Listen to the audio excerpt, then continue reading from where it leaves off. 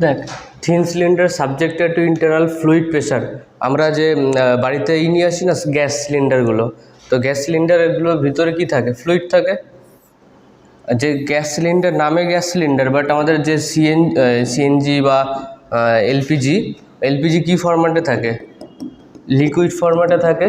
তো ওর জন্য ওর একটা প্রেশার তৈরি হয়, সেই প্রেশারটাকে আমরা নিয়ে ডিসকাস করব। Thin cylinder subjected to internal fluid pressure. সবার আগে আমাদের এদের এক্সপ্যানশনগুলো আমরা যদি দেখি, এর ভলিউম কী হয়? সিলিন্ডারের ভলিউম পাই আর স্কোয়ার ইন্টু এল। তাহলে আমাকে যদি বলে ভলিউমেট্রিক এক্সপ্যানশন বার করো, ইভি, ভলিউমেট্রিক এক্সপ্যানশন, তো আমরা কী করে বার করব? ফার্স্ট অফ অল বেসিক এখান থেকে লগ নিয়ে নেব। Log V equal to log pi plus 2 into log R plus log L. ঠিক আছে, next differentiate with respect to time. যা কিছু দিয়ে একটা রেসপেক্ট টু করে দিবি, এক্স দিয়ে করে দে।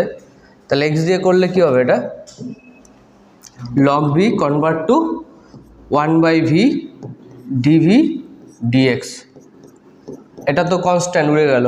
2 into 1/r into dr by dx plus 1/l into dl by dx.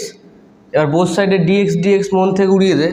তাহলে dv by v equal to 2 into dr by r plus dl by l. তো এই ডিভি বাই ভিটা কি? Volumetric strain. ঠিক আছে, volumetric strain ev equal to 2 into E R plus E L. এই রিলেশনটা কাজে লাগবে একটু পরেই, নোট করে নিয়েছিস। Thin cylinder subjected to internal fluid pressure. Gas সিলিন্ডারে প্রেশার আছে। প্রেশারের জন্য দুটো কেস হতে পারে। এক সিলিন্ডারটা এইভাবে ফেটে গেল, মাঝখান দিয়ে ফেটে গেল। আর একটা কেস কী হতে পারে? এইভাবে ফেটে গেল। দুটো কেসই হয়, পাশ দিয়ে ফেটে গেল অথবা এইভাবে ফেটে গেল। দুটোর মধ্যে একভাবে ফাটবেই ফাটবে। তো এই যে এইভাবে ফেটে যাচ্ছে, এটাকে বলা হয়, মানে এই যে গ্যাসটা প্রেশার দিয়ে বার করে দিচ্ছে, মানে প্রেশারটা কোথায় দেবে? উপরের দিকে দেবে। এই প্রেশারটা কোথায় দেবে? নিচের দিকে দেবে। তো এই প্রেশারটাকে বাঁচানোর জন্য, মানে এটাকে নালিফাই করার জন্য এই সিলিন্ডারের এই সারফেসগুলোতে নিশ্চয়ই কোনো না কোনো স্ট্রেস তৈরি হবে। স্ট্রেসটা কি? বডির ইন্টারনাল প্রপার্টি।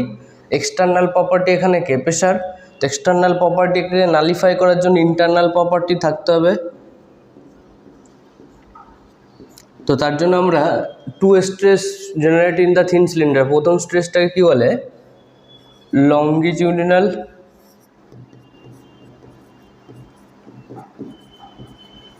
স্ট্রেস। আর 2 নম্বর হচ্ছে সার্কামফারেন্সিয়াল স্ট্রেস। এবার সিলিন্ডারের যে গ্যাসগুলো থাকে, সেই গ্যাসগুলো প্রেশার ওর সারফেসেও দিতে পারে। তো সার্কামফারেন্স মানে কি? সারফেসে দিতে পারে, চারপাশে আছে। এটা শুধু একদিকে না, এদিকে আছে, এদিকে আছে, এদিকে আছে, এদিকে আছে, পুরো 3D স্পেসে প্রেশার দিচ্ছে। তাহলে ওর টেন্ডেন্সি থাকে এইভাবে ফেটে যাওয়ার। এইভাবে ফেটে যাওয়ার মিন্স হাফ হয়ে ফেটে গেল।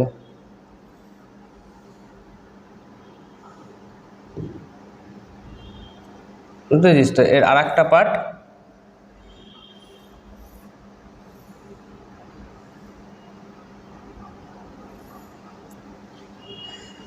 এইভাবে ছুটে পালিয়ে গেল। তো এই স্ট্রেসটাকে আমরা কি বলবো? সার্কামফারেন্সিয়াল স্ট্রেস। লংগিটিউডিনাল স্ট্রেস, সার্কামফারেন্সিয়াল, আর একটা নাম আছে অর হুপ স্ট্রেস। এবার গ্যাস যে প্রেশারটা দিচ্ছে, প্রেশারটা বাইরে দিচ্ছে, তার মানে ইন্টারনাল স্ট্রেস কোন দিকে হতে হবে? মানে এই সারফেসে ধর এদিকে হতে হবে, আর এই সারফেসের জন্য এদিকে হতে হবে। এবার আমরা এইগুলো ক্যালকুলেট করবো এক এক করে। সার্কামফারেন্সিয়াল স্ট্রেস আর হচ্ছে হুপ স্ট্রেস। দেখো এই যে দুটো পার্ট দেখালাম, একটা এইভাবে উড়ে গেল আর একটা এইভাবে, মানে এটাকে যদি এক্সটেন্ড করিস, এটা এই পাশের পার্ট এটার সঙ্গে এটা মিট করলো আর এটার সঙ্গে বাইরের পার্টটা মিট করলো।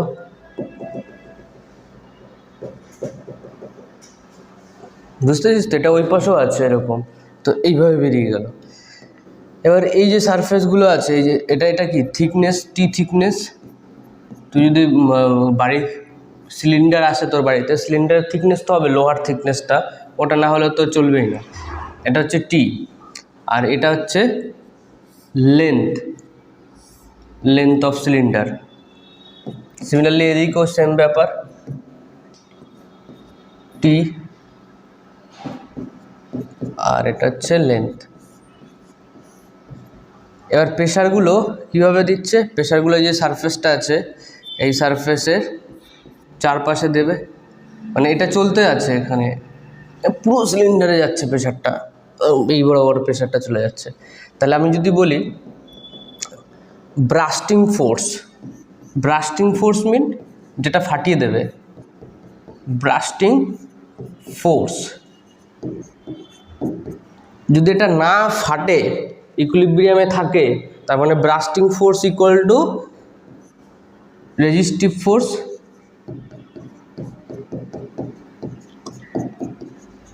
ব্রাস্টিং ফোর্স মানে ফাটিয়ে দেওয়ার জন্য রেসপন্সিবিলিটি প্রেশার। আর প্রেশারটা কিভাবে আছে, পুরো যদি সিলিন্ডারের কথা ইমাজিন করিস, এই যে সিলিন্ডারটা, এই সিলিন্ডার এটা হচ্ছে এল, আর প্রেশারটা এই চারপাশে দিচ্ছে। যখন লিকুইডের প্রেশার তার দেয়ালে পড়ে, কি বললাম, লিকুইডের প্রেশার যখন তার দেয়ালে পড়ে, তখন সেই ফোর্সের ভ্যালু হয় pressure, average pressure into projected area. এটা ফ্লুইড মেকানিক্সে প্রুভ করা হয়। প্রজেক্টেড এরিয়া মিন্স এই যে সিলিন্ডারটা আছে, সিলিন্ডারের প্রজেক্টেড এরিয়া কি, মানে এ পাশ থেকে তুই যদি লাইট দিস, তাহলে তুই কি পাবি, দেয়ালে একটা রেক্ট্যাঙ্গেল পাবি। ওকে, ড্রয়িংয়ে ছবি করেছিস, তাহলে ওই রেক্ট্যাঙ্গেলে কে থাকবে, এর যদি প্রজেক্টেড এরিয়া বার করা হয়, ওই ড্রয়িংয়ে কে থাকবে, একটা ডি থাকবে আর একটা এল থাকবে। তাহলে প্রজেক্টেড এরিয়া এটা, তো প্রজেক্টেড এরিয়া এল আর এই যে ডি, তার মানে P into L into D করবো।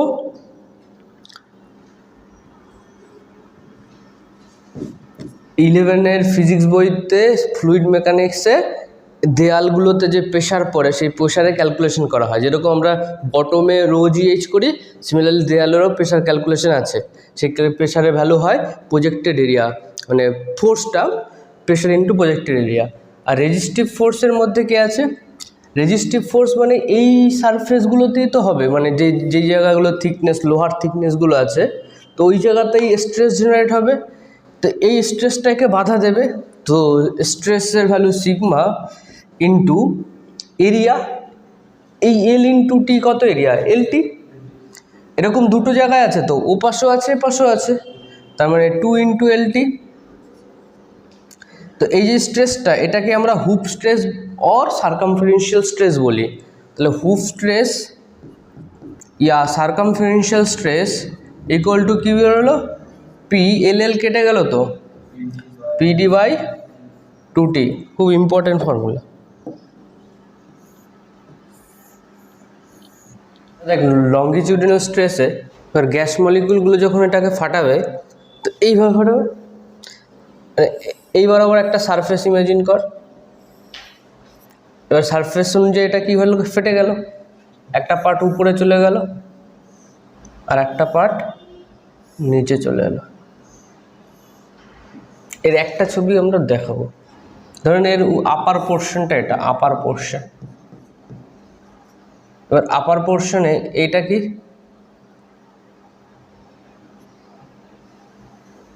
থিকনেস। এবার এই থিকনেসে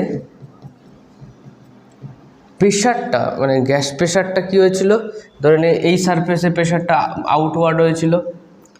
এবার এ কি করবে, এর মধ্যে কোনো না কোনো স্ট্রেস জেনারেট হবে চারিদিকে, এই দেয়াল বরাবর তৈরি হবে। তাহলে স্ট্রেস যেটা হয়েছে আমরা যখনই করব bursting force equal to resistive force, তো রেজিস্টিভ ফোর্সে কে আছে? স্ট্রেস, সে স্ট্রেসটার নাম লঙ্গিটিউডিনাল স্ট্রেস। ব্রাস্টিং ফোর্সে কে আছে? যে ভেঙে দিচ্ছে, প্রেশার পি।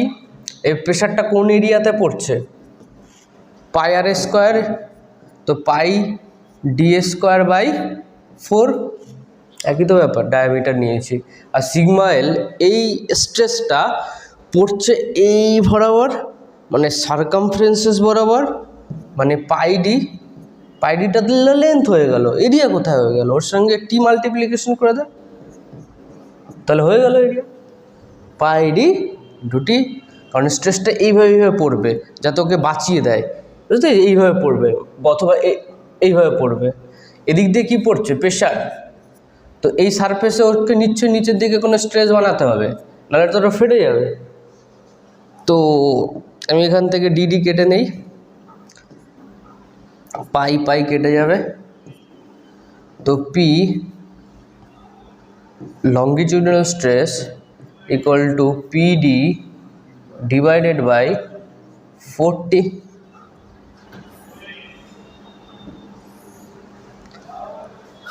তো লাস্ট পেজে আমরা হুপ স্ট্রেস পড়েছিলাম।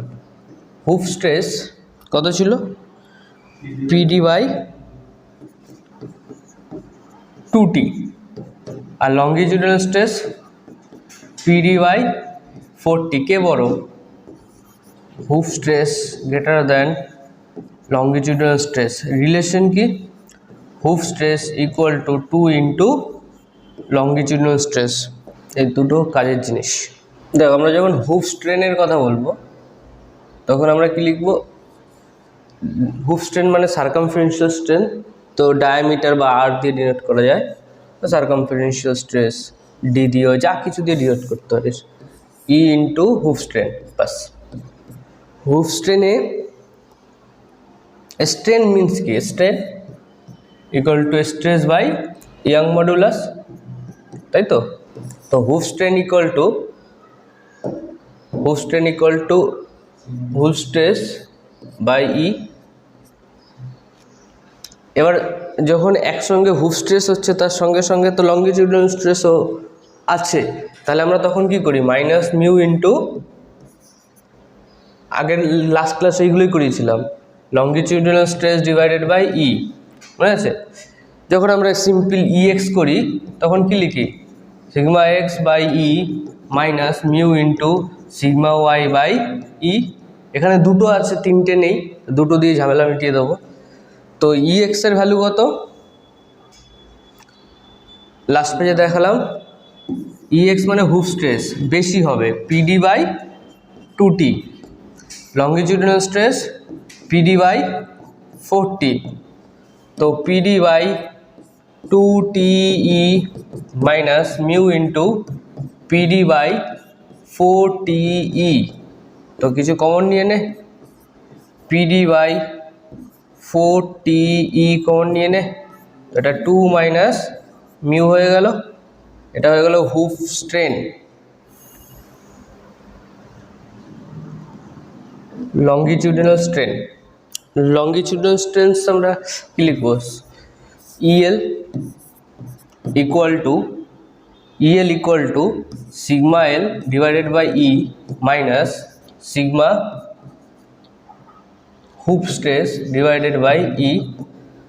তো সিগমা এল এর ভ্যালু কী ছিল? PD by 40E minus mu into PD by 2TE। তো এখান থেকে কী হবে? PD বাই 4TE কমন নিয়ে নে, তো 1 মাইনাস 2 মিউ। Volumetric strain. এবার আমি যদি ভলিউমেট্রিক স্ট্রেন বার করি, যেটা দিয়ে স্টার্ট করেছিলাম, EV ইকুয়াল টু কী বেরিয়েছিল? 2 into ED plus EL। 2 ED ছিল না? তো আমাদের ED স্ট্রেনটা আগে বেরিয়েছিল লাস্ট পেজে, কত আছে দেখ? 2 into PD by 4TE 2 minus mu, এখানে কত বেরোলো PD by 4TE 1 minus 2 mu, ঠিক আছে। তো PD বাই 4TE কমন নেওয়া যায়, PD by 4TE equal to 4 minus 2 mu plus 1 minus 2 mu. তো 4 প্লাস 5 হয়ে গেল PD by 4TE 5 minus 4 mu. Direct question জিজ্ঞেস করে এই ফর্মুলাটা দিয়ে এসছিল, আলিয়ার তো একবার তো ডাইরেক্ট এসছিল। ডাইরেক্ট আসবে না কিছু ভ্যালু বলে দেবে।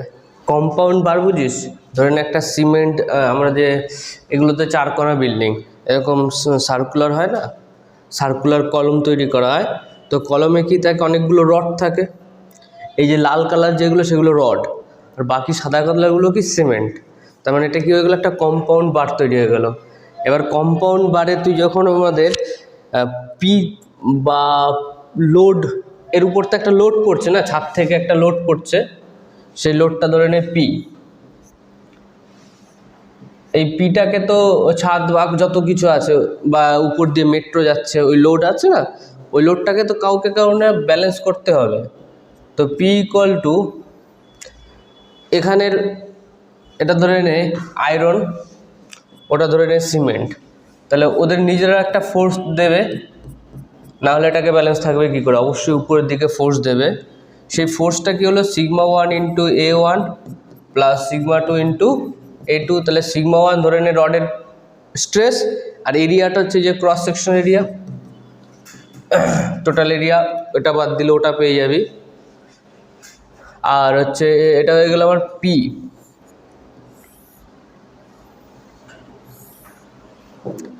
এবার এরা যদি হাইলি ফোর্সের জন্য এরা যদি একটু হলো ইলংগেশন হয়ে যায় বা একটু কম্প্রেস হয়ে যায়, তাহলে দুজনে একসঙ্গে কম্প্রেস হবে।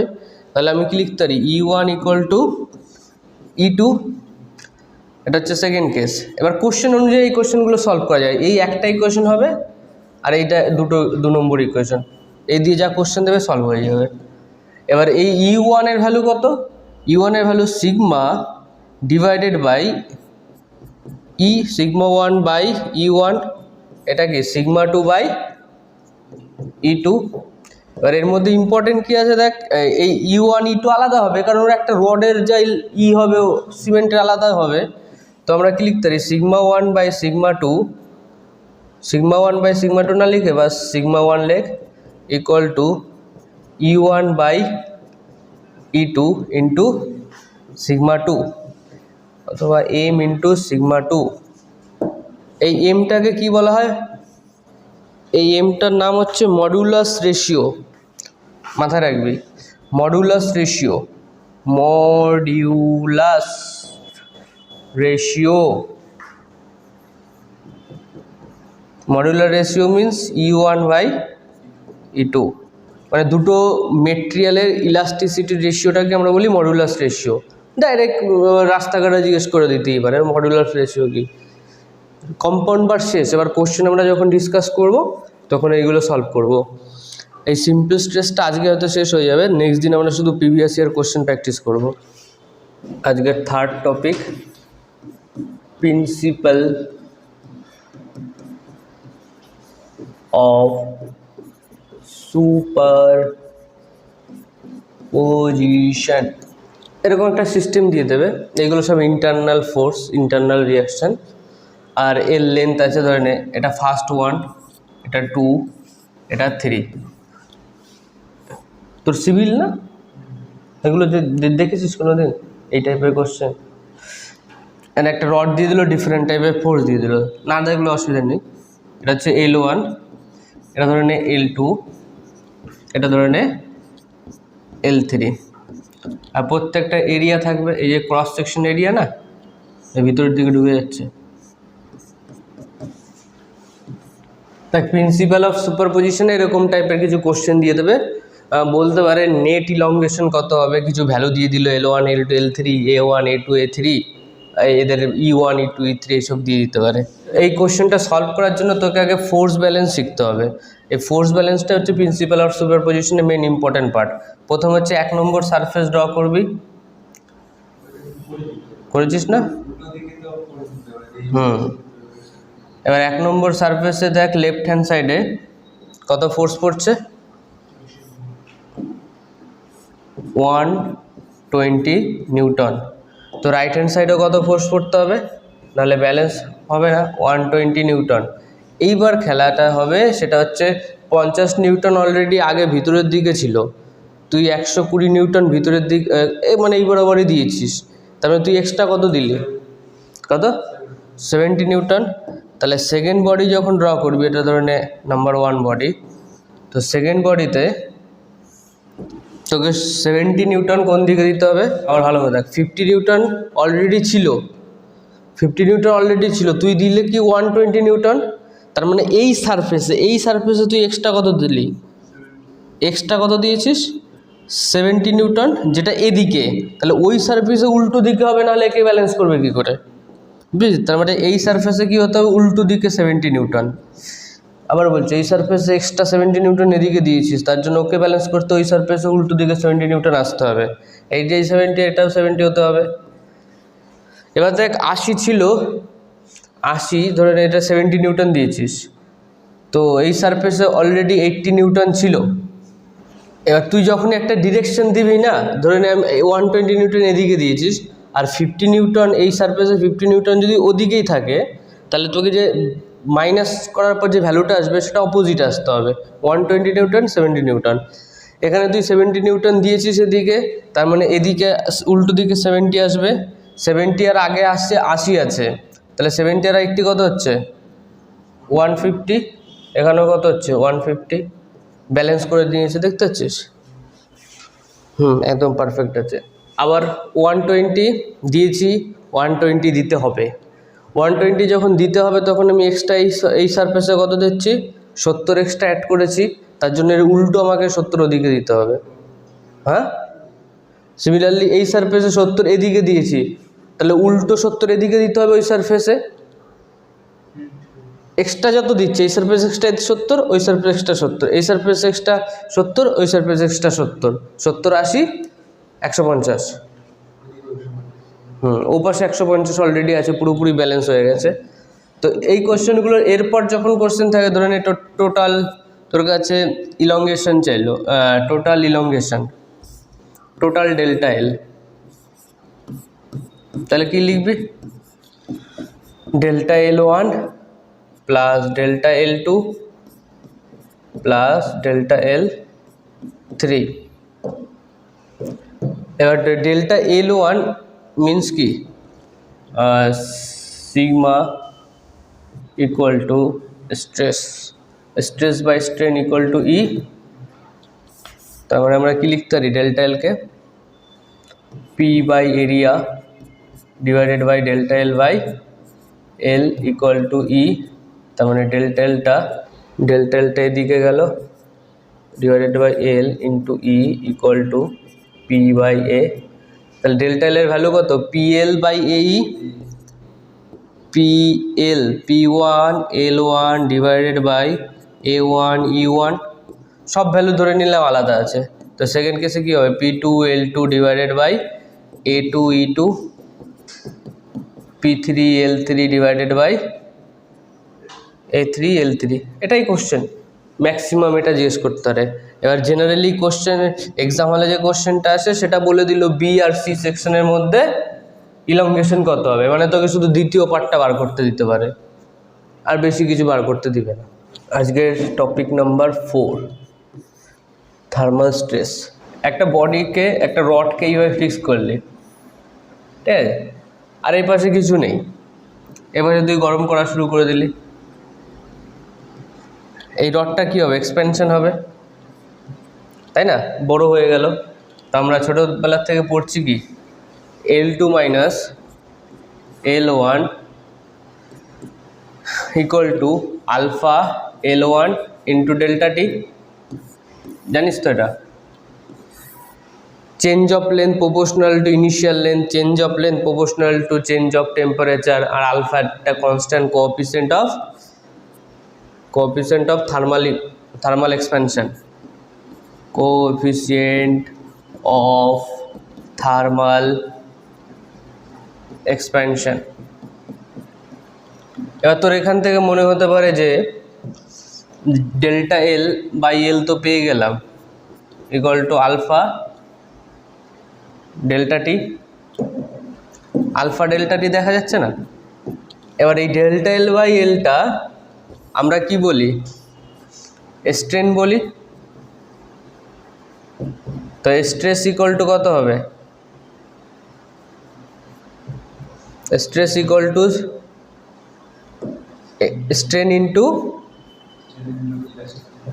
তো অ্যান্সার কত হবে আলফা ই ডেল্টা টি। তবে থার্মাল স্ট্রেস এটা, হ্যাঁ কি না?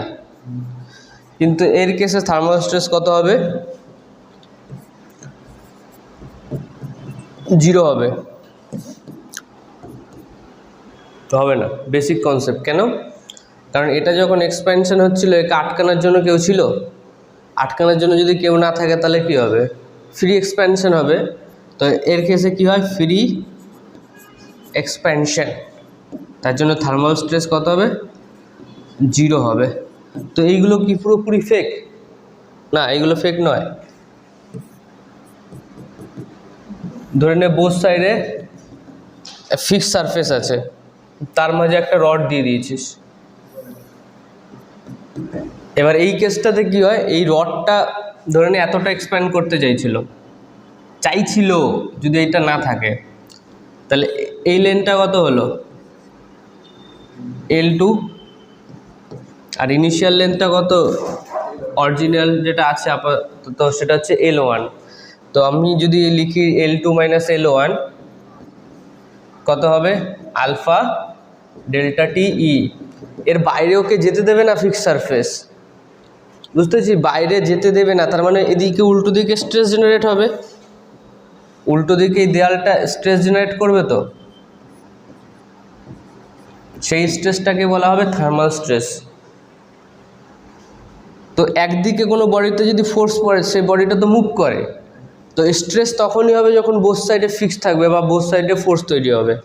তো এখান থেকে delta L by L equal to alpha delta T আসে, আর এখান থেকে thermal stress equal to alpha delta T into E আসে। তো যদি বোথ সাইড ফিক্স থাকে তাহলে থার্মাল স্ট্রেসের ভ্যালু কত হবে, আলফা ডেল্টা টি ই হবে। if the support yields by an amount delta then new deformation।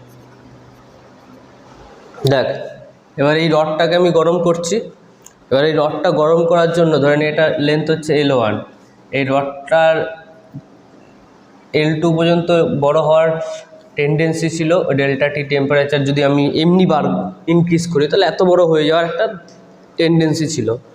তো এই যে আমি এক্সটেনশন হলো ডেল্টা এল, এই ডেল্টা এল এর ভ্যালু কত আলফা ডেল্টা টি, তাই না, আর একটা এল হবে ইনিশিয়াল লেন্থ। বাট আমরা যখন থার্মাল স্ট্রেসের কথা ভাববো, থার্মাল স্ট্রেসে সেই লেন্থটাকেই নেব যেই লেন্থটা ফিক্সড সারফেসের বাইরে থাকবে, মানে এই লেন্থটা হচ্ছে কার্যকর লেন্থ, এই লেন্থটা হচ্ছে কার্যকর লেন্থ ফর স্ট্রেস। ওকে, স্ট্রেসের জন্য কার্যকর লেন্থ কোনটা, এটা।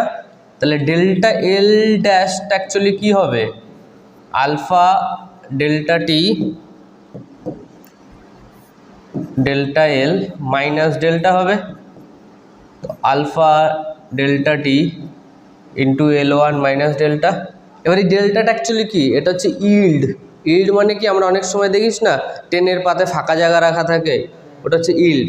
সিমিলারলি রড আর দেওয়ালের মাঝে কিছুটা ফাঁকা জায়গা রাখা থাকে, তো ওই ফাঁকা জায়গাটা যখন যাচ্ছে তখন তো ফ্রি এক্সপ্যানশন হচ্ছে, তো ওটা আমি ধরবো কেন, তো ওটাকে বাদ দিতে হবে।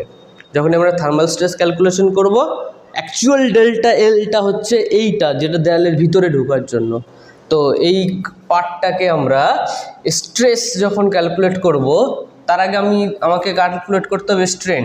স্ট্রেন কী হবে? Delta L dash divided by initial length. Delta L ড্যাশের value alpha delta T L1 divided by L1 minus delta. Okay, তো এই কেসে স্ট্রেস কত হয়ে যাবে? সিগমা ইকুয়াল টু এই পুরো পার্টটা মাল্টিপ্লিকেশন ই হয়ে যাবে alpha delta T into L1 divided by L1 minus delta into E. বোঝা গেল? এটা হচ্ছে ইল্ড কেসের জন্য থার্মাল স্ট্রেস।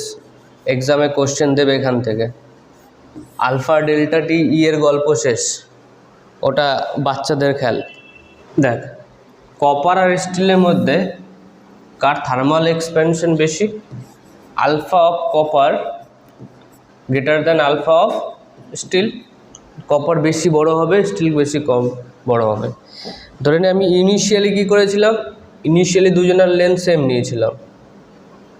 ওকে, ইনিশিয়ালি দুটো লেন্থই সেম আছে। তো যখন আমি হিট করব তখন কপার কি বলবে? কপার বেশি দূরে যেতে চাইবে, তাই না?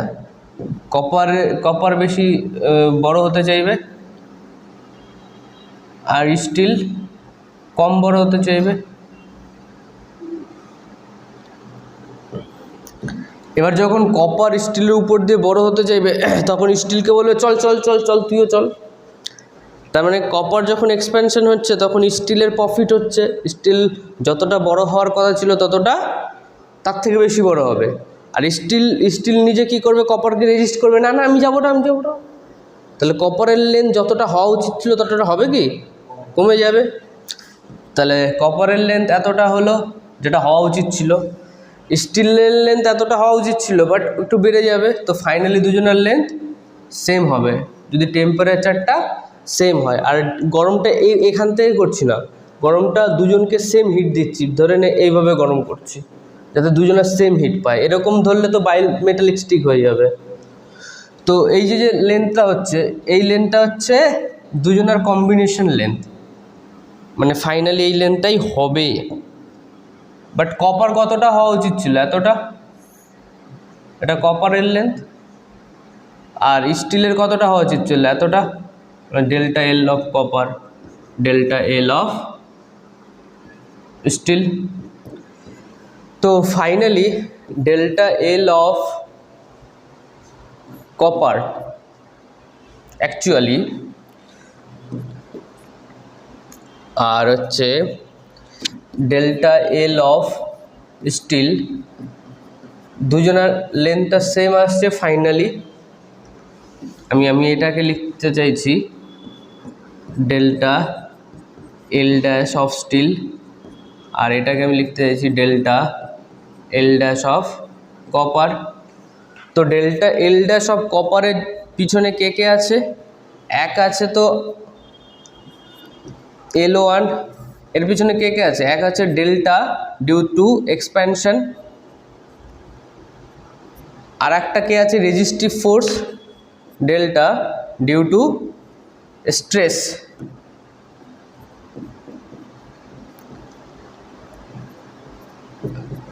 মানে জেনারেল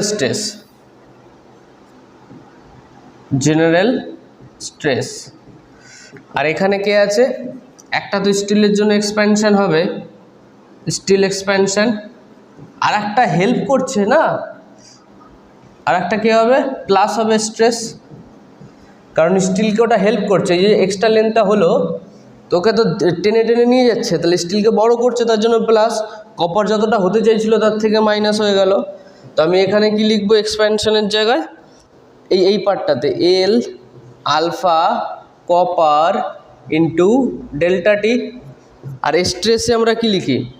স্ট্রেসের জন্য যে ইলংগেশন হয় সেটা আমরা কি লিখি? Sigma divided by elongation into ই।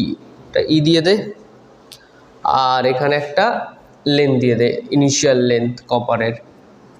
আর এই কেসে আমরা কি লিখব? L alpha steel into delta T plus sigma, এবার ই যেটা দিয়েছি এটা কার দিবি, এটা কপারের দিবি। আরে কপারের দিই তো হচ্ছিল, কপারকে তো টেনে টেনে নিয়ে যাচ্ছিলি, মানে কপার কম হচ্ছিল, যেখানে যেটা হবে এটা কপারের জন্য আর এটা স্টিলের জন্য। তো এখানে কি হবে, কপারের স্ট্রেস, এখানে স্টিলের স্ট্রেস ডিভাইডেড বাই, দুটো স্ট্রেস সেম হয়, আর এখানে E of steel into L. Thermal স্ট্রেসের সবচেয়ে যদি কঠিন কোশ্চেন আছে সেটা এখান থেকে আসতে পারে, ভালো করে দেখে নে। এটাকে সিম্পলিফাই করা যায় কীরকম দেখ, sigma S by ES into L plus sigma C divided by EC into L লেওয়া যায়, ইকুয়াল টু আলফা, ওদিক থেকে ওদিক নিয়ে গেলাম তো alpha C U minus alpha S into delta T, তাই না? দেখতে পাচ্ছিস? তারপর ইনিশিয়াল লেন্থ যদি সেম থাকে তাহলে sigma C, sigma S divided by ES, sigma C divided by EC, কি বলছিস, কি কাটা যায়, কোথায় এল আছে, কমন নেওয়া যায়, কাটা যায় কোথার থেকে,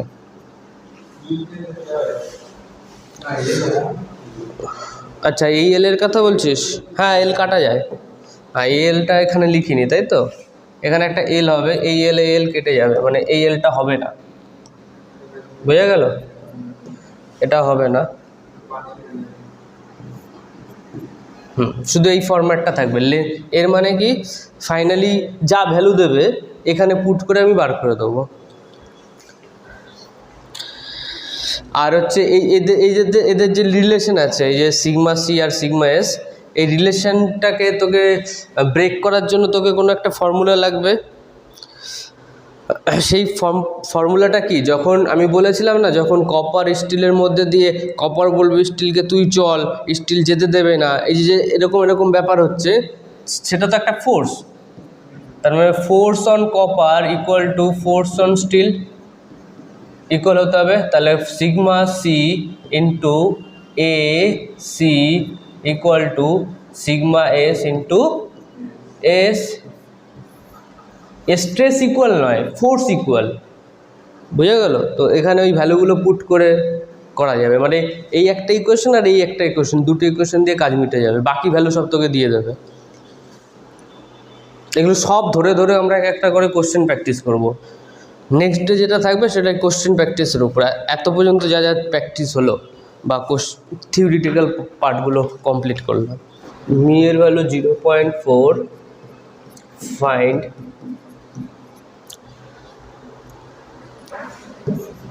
জি by E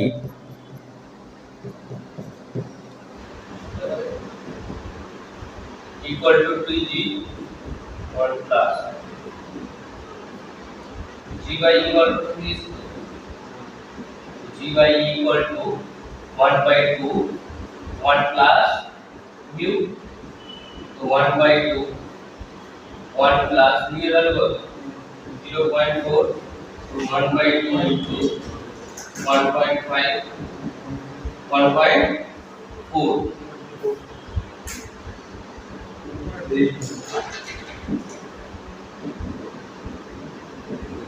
1 by 2.8,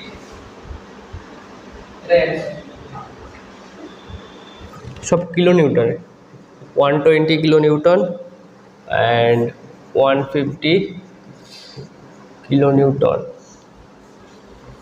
1000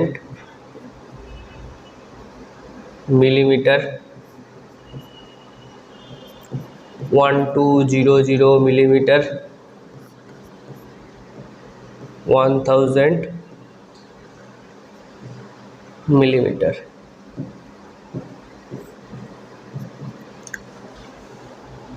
If E equal to 2 into 10 to the power 5 Newton per millimeter square,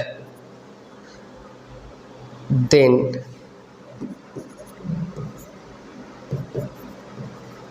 change in length of portion BC,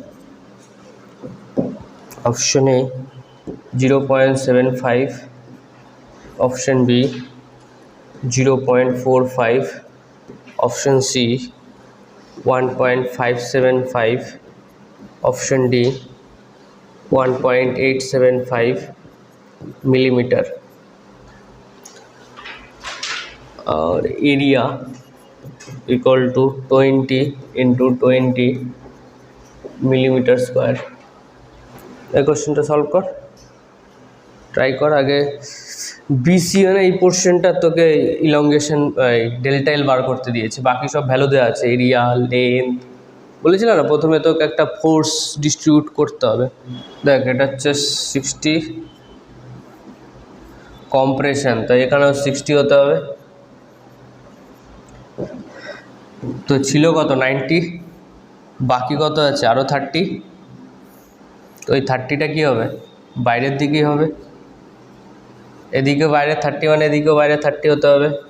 তাহলে পরেরটার কী হতে হবে, উল্টো দিকে হতে হবে, 30 উল্টো 120। 120 প্লাস 30 কত হয়ে গেল 150। এদিকেও কত হচ্ছে 150। তার মানে একদম ফার্স্ট পার্টটা যেটা আছে, ধরেন এটা এ, এটা বি, এটা সি, এটা ডি। এ বিতে বললে কি হতো, মাইনাস হতো, কারণ হচ্ছে কম্প্রেশন আছে, ঠিক আছে। কম্প্রেশন হলে মাইনাস হয় ডেল্টা এলটা, তো এখানে প্লাস হবে delta L BC. Delta L BC equal to P L divided by A, এটাই তো মেন ফর্মুলা। তো পি এর ভ্যালু কত 30 কিলো নিউটন, এল এর ভ্যালু কত 1200 মিলিমিটার, তার মানে কি 1.2 মিটার। সব মিলিমিটার আছে, তাহলে রাখ 1200। এটা নিউটনে করে নিলাম। এরিয়াটা কততে আছে মিলিমিটার স্কোয়ার 400। ইয়াং মডিউলাসটা কত আছে 2 × 10⁵, ওকে, 2 × 10⁵ মিলিমিটার স্কোয়ার। তো এখান থেকে এটা কেটে গেল 10⁵, 1 2 3 4 5, 2 কেটে গেল 6 হলো, 0 কেটে গেল, তার মানে উপরে কত আছে 18 ডিভাইডেড বাই 40, তার মানে 4 4 16, 4.5 ডিভাইডেড বাই 10, তার মানে 0.45 অ্যান্সার। Option B correct. এর তো একটা 10 40 ছিল না, 10⁻³ কী করে এলো, কিলো নিউটন, সব কিলো নিউটন। তো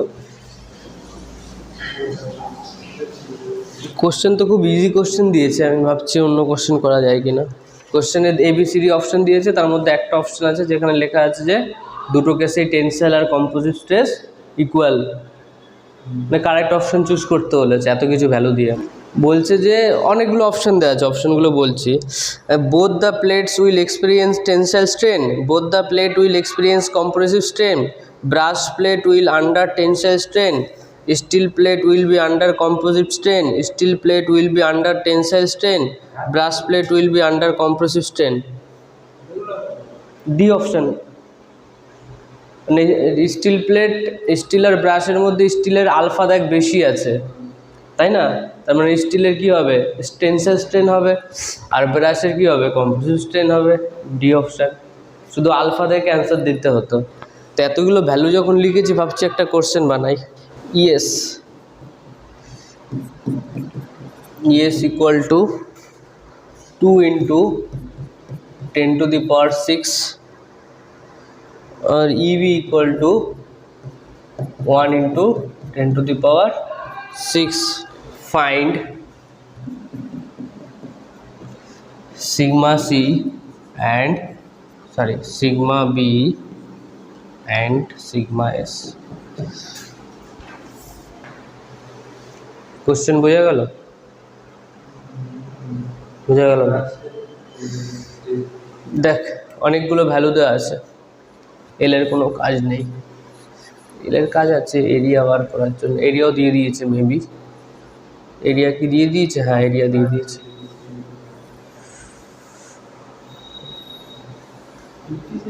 ধরে নে এটা এরিয়া, ঠিক আছে।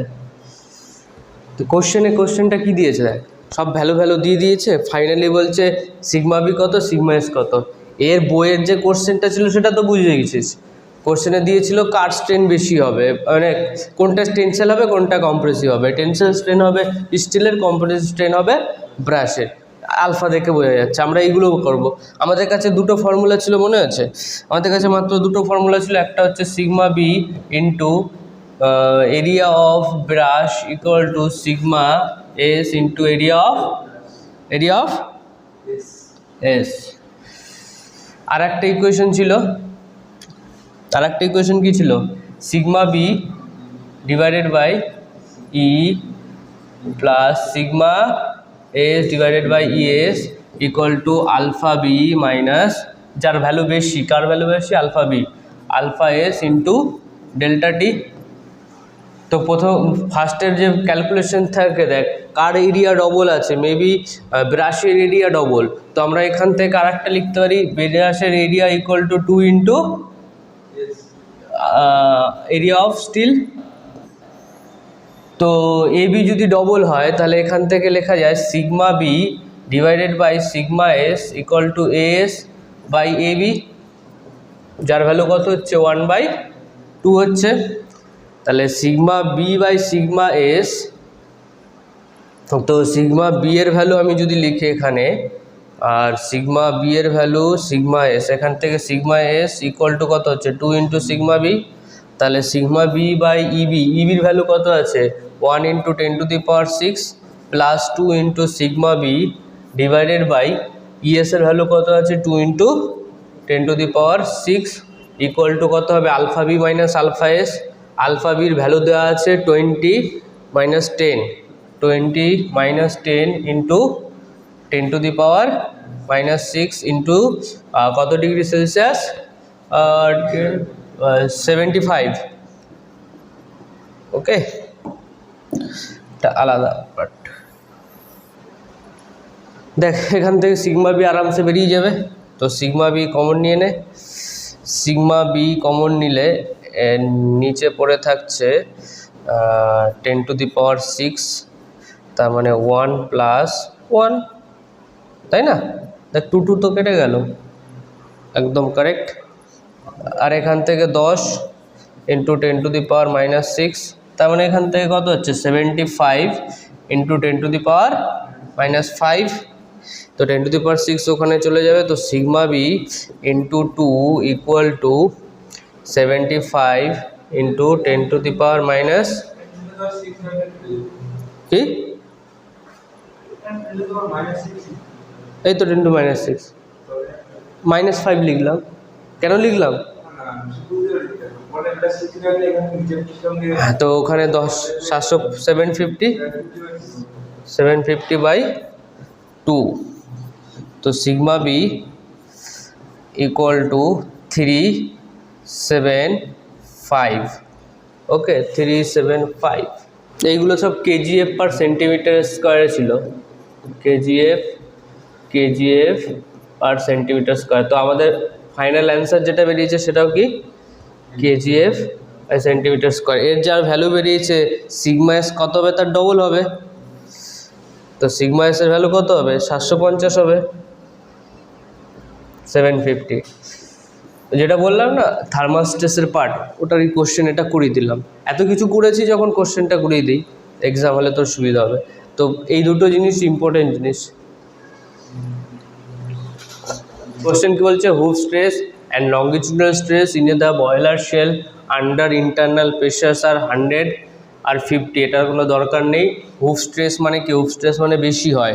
হুপ স্ট্রেস মানে কি সিগমা সি ইয়া সিগমা এইচ, যার ভ্যালু হয় PD/2T, যার ভ্যালু কত দিয়েছে 100। এটা রেখে দাও। এবার বলছিলে হুপ স্ট্রেন মানে কি ইসির ভ্যালু কত হবে sigma C minus mu into sigma L divided by E. তার মানে আমি কি লিখতে পারি সিগমা